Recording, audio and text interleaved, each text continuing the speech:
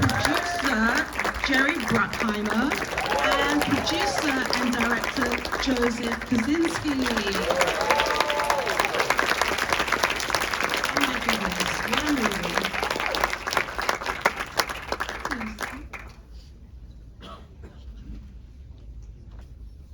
Oh my gosh.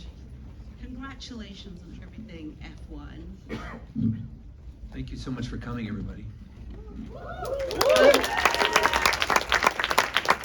Jerry, I have to ask you, you were standing over there like watching the last 10 minutes. What was that like for you? I love watching it with an audience. It's just great. It's so much fun to see all the hard work that we put into making this movie and watch people enjoy it. Some people have tears in their eyes, some people are really excited and applaud, and it's just a blast when you work 3.5 years to make something and you can entertain people, and that's why we do it.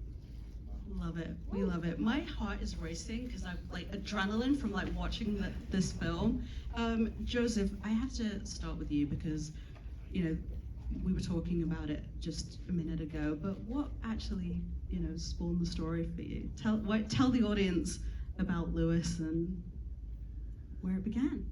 Yeah, well, it goes back to Top Gun Maverick. When I was casting that film, Tom Cruise said to me, "Hey, my buddy Lewis is interested in auditioning for a part in Top Gun.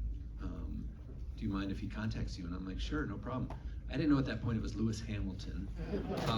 So Lewis called me and said he loves film, interested in acting, and was wondering if he could audition for a part in Top Gun, which, you know, it's like, of course. I mean, if anyone can handle G's, you know, in an airplane, it's probably a 6-time world champion at that point.